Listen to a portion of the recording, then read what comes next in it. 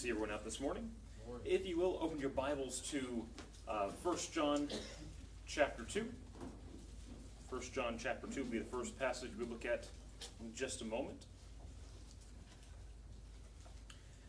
This morning we want to talk about the topic of materialism.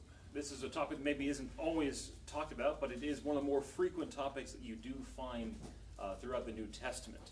And simply defined, materialism is a tendency to consider material possessions and physical comforts as being more important than spiritual values. It's the priorities that we set in this life. And there's a reason that it's talked about so often in the Bible is that we live in a material world. From the time that we're born to the time that we die, we live in a world that we can touch, see, feel, taste, smell, maybe smell a bit too often, all the things that are in this life. And we are told to live by faith and not by sight. We are told in the book of Hebrews that we are to look for a city that has a designer and builder who is God. Paul tells us over in Philippians chapter 3 that our citizenship is not of this world, but our citizenship is in heaven. Paul tells us in 1 Timothy chapter 6, we'll get these words out eventually, that our true life is not the life that we live here in this world, but it is the life that is yet to come. These ideas and these principles are radically different from the world around us, where we are taught to work hard to gain more stuff, that we're going to exercise and eat right so we can live longer on this earth, that everything that we need is to be gained here. And here in 1 John chapter 2, we're looking at just a couple things that the world teaches us that is completely incorrect about this world. And the first one is that we ought to love this world. And here in 1 John chapter 2, starting there in verse 15, John writes, "Do not love this world, or the things of this world. If anyone loves the world, the love of the Father is not in him. For all that is in the world, the desire of the flesh, and the desires of the eyes, the pride in possession, this is not of the Father, but is from this world. And this world is passing away along with its desires, but whoever does the will of the Lord abides forever." We are constantly persuaded to make things of this life our top priority. Even starting in grade school, we are encouraged to get good grades so that we can go to good college, to get a good job, so we can make as much money as our intellect allows us to have. Because what we need is a good job so we can have a good life, and our happiness and everything else will flow from us having a good education when we're young. We are designed, or we are taught from a very young age, that money and possessions are the most important thing. We are influenced to get the nicest of clothes. We are taught that things that cost more are better and then therefore worth more in the end. We're not just taught to have cars, but to have the best cars that you can afford. And not just a house that is sufficient for our needs, but the very best house that you can get. And get the biggest loan possible. Oftentimes, the things of this world preoccupy us. We spend days and weeks and months dreaming of all the things that we can get and scheming on how to achieve it. I worked at a call center for a while and got to talk to people all over the world. And I was asking him how his day was. And he goes, "Oh, it's great. We're almost to our year and a half of vacation." And I said, "Well, what is that?" He goes, "Well, I work for a year and a half for the sole purpose of being able to take a vacation at the end of the year and a half." So he said, "Last year and a half ago, I did running with the bulls in Spain. So this year, I think they were doing some type of a Arctic exploration or something like that. It was something big and phenomenal. But I'm going to work so hard so that I can do this. Put in overtime, extra work, put all my money aside so that I can have this vacation." We are taught to work for everything that we've ever dreamed for. And there's nothing wrong with ambitions, and there's nothing wrong with looking forward to things in this life. But it's all about a matter of priorities. How much do we dream about things of this world? How much do we scheme and plot and plan to gain things here in this life, as opposed to planning for the person that we ought to be? For all the time that we put into things of this world, we should be putting equal and more time into being kinder and more hospitable. Individuals who are more willing to share and give. Individuals who care about people and lend their time and their energies and their talents to them.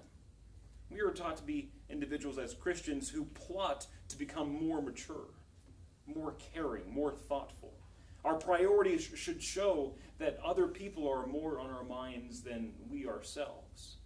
For all the care and attentions that we give to things in this life, we should be spending more time and more effort and more attention becoming the people that God desires us to be. When Peter deals with that topic of modesty, he says that we spend a lot of time adorning the outward person.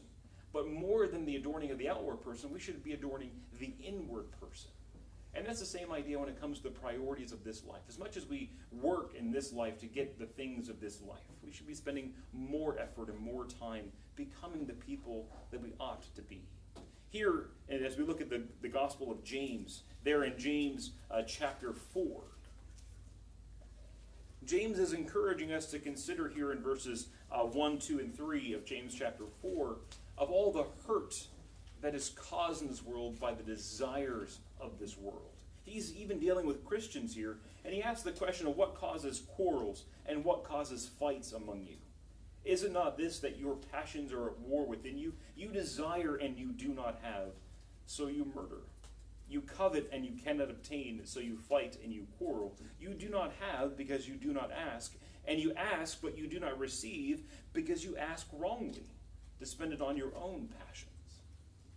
Think of all the times that people have worked hard to get what they want, and on that altar of self-satisfaction, they offer other people and other things. I'm willing to step on other people to get what I want. I'm willing to sacrifice the things that are really important in this life in order to get the things that are trivial. And James said that's a major problem for us in this world. There's another pervasive idea that the world puts forward, is that wealth equals happiness. And I find that to be strange, because no matter how many times you hear of like negative stories, or no matter how many times we read passages in the Bible that wealth does not bring happiness, we always think that more money is going to solve our problems. How that is, I'm not entirely sure. I mean, we believe that, for them, that has caused them heartache and problems, but for me, that's going to solve my problem. So it's really going to help us an extra $500 this week, or if I can get another paycheck, or if I can get another payday advance, or if I can get whatever it is. If we go over to 1 Timothy chapter 6, Paul deals with that mentality there in 1 Timothy chapter 6, starting there in verse 9. He says there in verse 9 and verse 10, "But those who desire to be rich fall into temptation, into a snare, into many senseless and harmful desires that plunge people into ruin and destruction. For the love of money is the root of all kinds of evil, and through its cravings some have wandered away from the faith and have pierced themselves through with many pangs." What he says there in verse 9 is not those who are rich, but those who desire to be rich. And those are those who are not rich and desire to be rich, and those who are rich and they still desire to be rich. They are the ones who fall into temptation, into a snare, and in many senseless and harmful desires. Now, for those who know, we lived in Canada for a number of years, and there was one really famous building up in Toronto. It's called Castle Loma.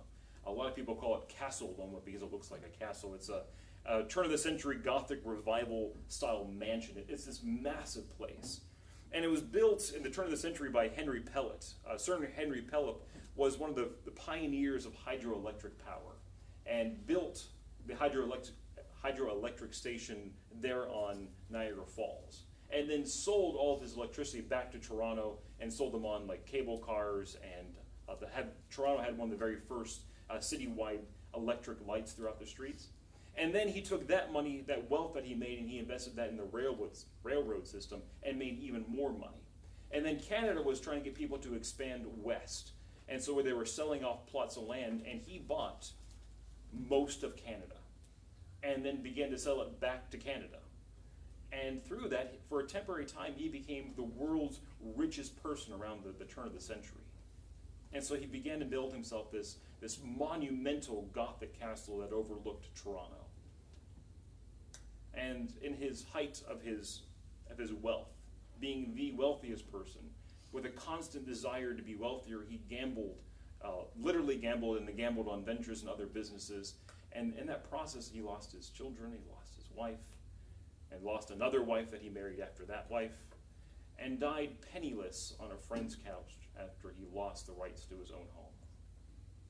And this is only one of hundreds and thousands of stories throughout history of individuals who, in the heyday, couldn't be satisfied with what they had and constantly wanted more.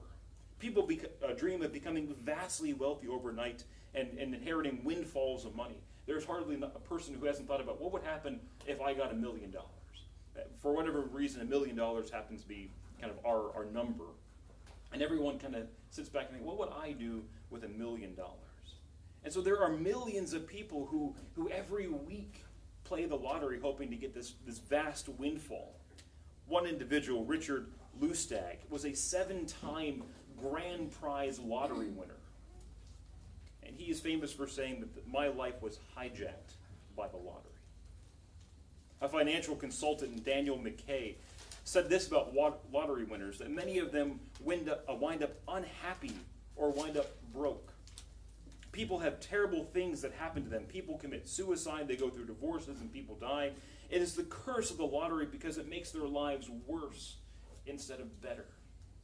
Everyone has this ideal dream that this is going to be the best thing in my life if I only can get this. And almost all of them have hardship in the end.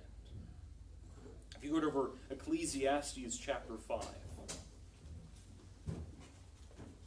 Ecclesiastes chapter 5.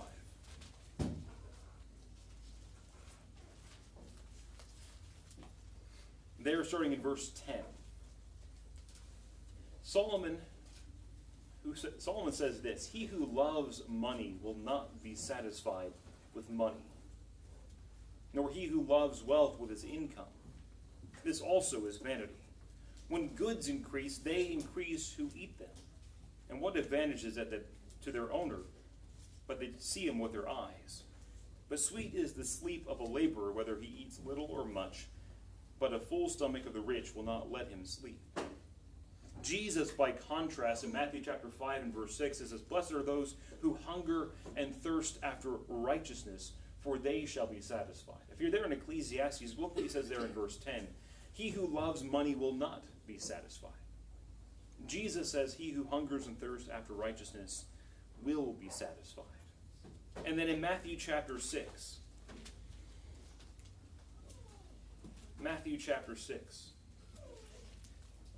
and Jesus, in speaking of the Gentiles or the Gentile world who desires all the things of this world and spend all of their time seeking after them, there in verse 32 says, the Gentiles seek after these things. And your heavenly Father knows that you need all of them, but seek first the kingdom of God and his righteousness, and all these things will be added to you.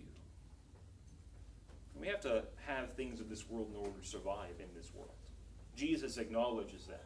But he makes the point that those things come as blessings from God. And our true desire, our true seeking should not be things of this world, but the things of God. To seek first the kingdom of God and his righteousness.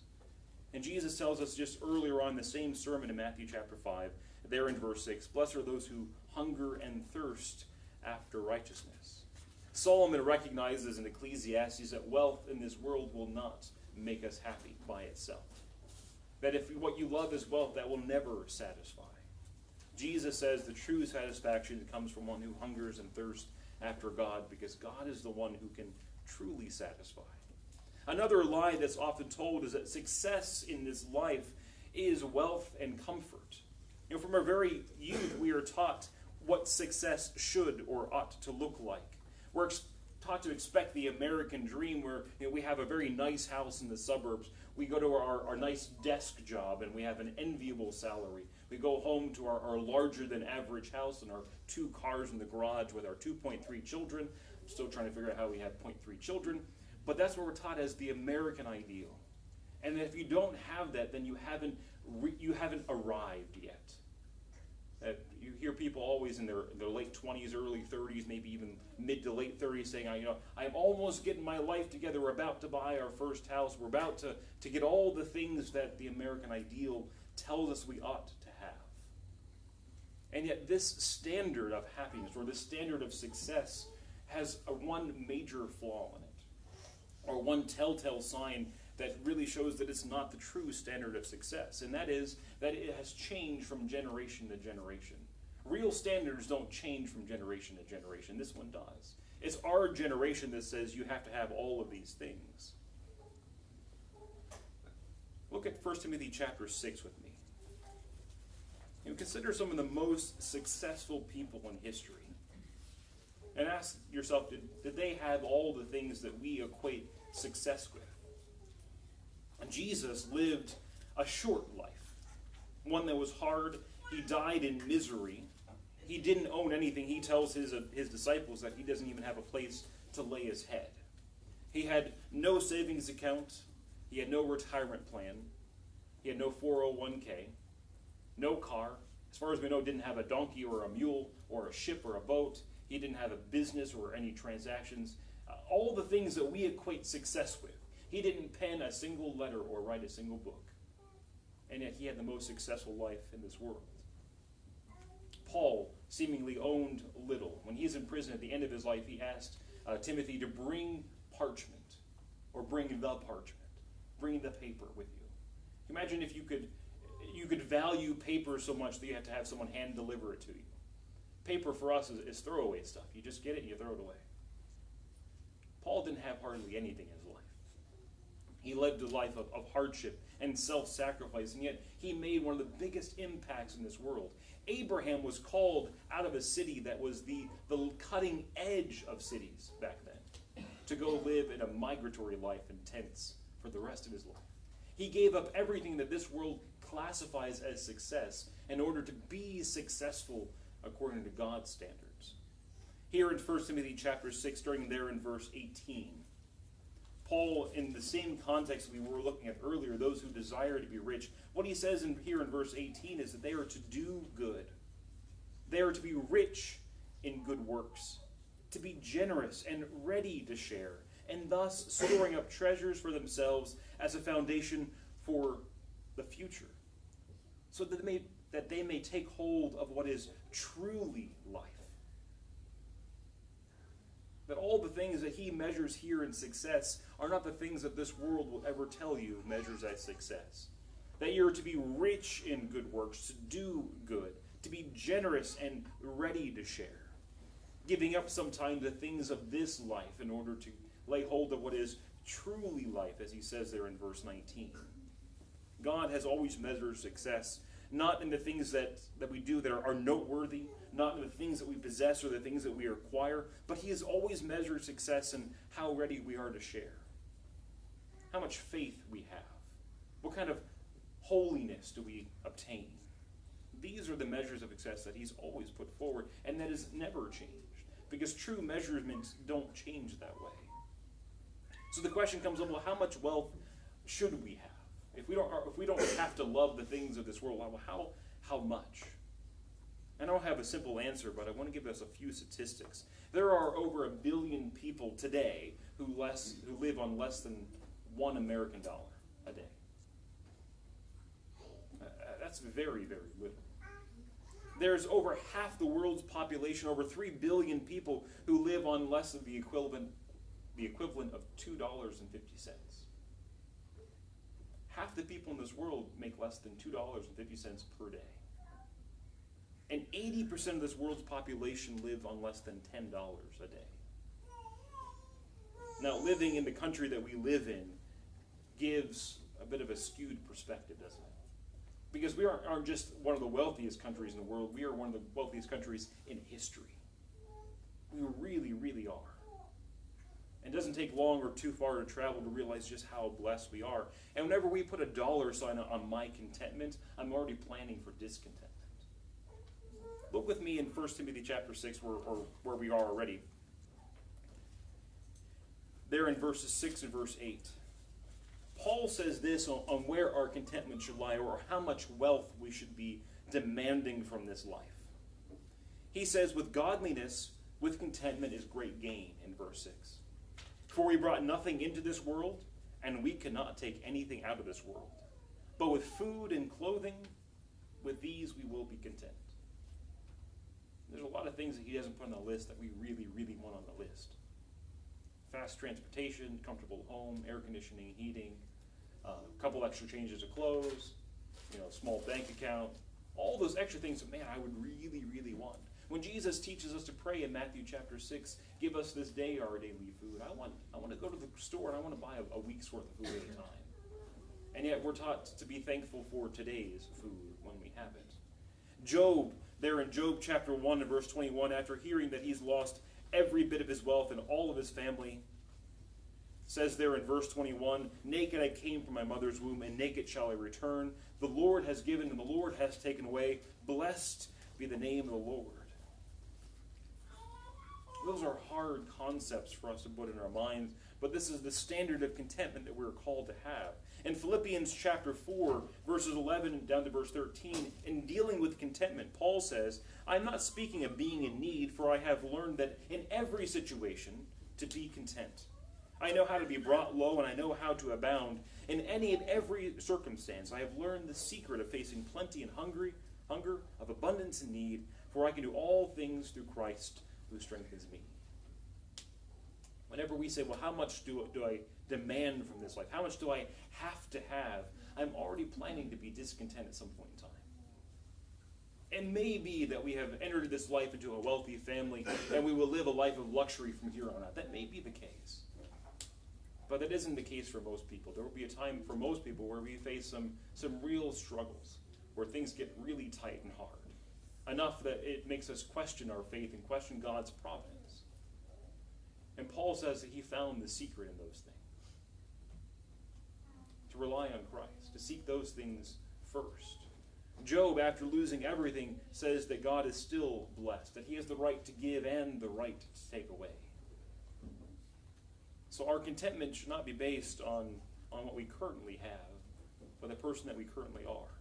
In Ephesians chapter 4, starting there in verse 8, Paul lays down this principle that we should be willing to work for the purpose of sharing with others. And that's a very different worldview. Here in Ephesians chapter 4, what he deals with is he deals with the individual who is a thief, the one who steals, where they desire something so much so that they're willing to take it from you at any cost in order that they can have it and you don't. And what he tells them there in verse 28 is that the thief should no longer steal. But then he gives them another principle. Not just that they shouldn't steal, but that they should labor doing honest work with their own hands so that they may have something to share with anybody who has need. And that principle there in verse 28 doesn't just apply to thieves, but it applies to Christians in general, that we should be willing to work and to labor with our hands in order to have something to share. And that's a very different idea of why we work and why we labor. The world tells us that we should work hard to get stuff for us, that we should put in overtime to make sure we get extra stuff for us, that we should be willing to give up all the other things, all the other priorities in our lives to get more at some point in time. But yet Paul tells us that we should labor so that we can have something to share with anybody who has need. When we focus on gaining possessions, we feed our selfishness. Selfishness makes us very difficult to love one another as we ought to. If I'm focused on me, then why would I ever focus on you? If I'm preoccupied with getting what I want, that leaves very little room for me to help you with what you need. When John speaks of this in 1 John chapter 3, he says, if someone has the world's good and yet closes his heart to his brother, how does the love of God abide in him? That when I focus on me and my selfishness, I'm closing my heart to others, and God's love cannot abide in me. Generosity teaches us that earthly possessions are less important than the people around us. As one older Christian lady taught me growing up, she said, things, they're just things. You can either replace them or you can simply do without, but people, they're what really is important, and we will not choose to do without them. It is the thief who is preoccupied with what he wants and considers very little of the harm that is caused whenever he takes what he wants. Paul mentions that we should be willing to work hard with our own hands in order to give to others rather than to take from others. And when we plan for future generosity, it's the fool who thinks, well, with what I have now, I have too little to share. But when I have more in the future, I'll be able to start sharing then. It's the widow who begins with her mite. He who is faithful with little will be faithful over much. It's interesting whenever Brittany and I were first married, I look back now and say, how did we ever survive on that? I was telling my parents my plans for us getting married and our finances, because they were worried, young people like we were, how are you going to survive? And And I had it all laid out how we're going to do it. And they scratched their heads and said, I don't know how you're going to pay for your bills. But we did.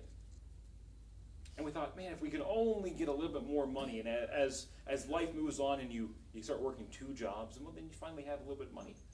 And you think, okay, now I'm going to be able to be more generous. But the more money you get, the more bills you make. I don't know how that always works out that way, doesn't it? You say, well, if I'm making $19,000 a year, that's not quite enough to be as generous as maybe I should be. But when I'm making 25, I'll have an extra $6,000. Now, $6,000 to be generous with, but then that $6,000 turns into a car payment, that turns into more medical bills, and it turns into a larger house payment. It turns into all those things. And then, well, 25 isn't nearly enough, so I need to go up to 45, and 45. At 45, that'll be enough. So Solomon says that whenever income increases, they who eat them also increase. You're always going to find a place to put the money. It's never going to be a problem. We need a plan for generosity now, at whatever level we currently have. It's a side point as we look at Jesus who feeds the 5,000, but it is the young man who had loaves and fishes for his own lunch who was willing to share with a crowd so large. And like I said, that's a very small side point for that one. We need to make an honest effort to mold ourselves into people who don't love this world, who view this world as passing away along with all of its possessions, who really hold the view that Job had, that naked I came and naked shall I return. I can't take anything with me.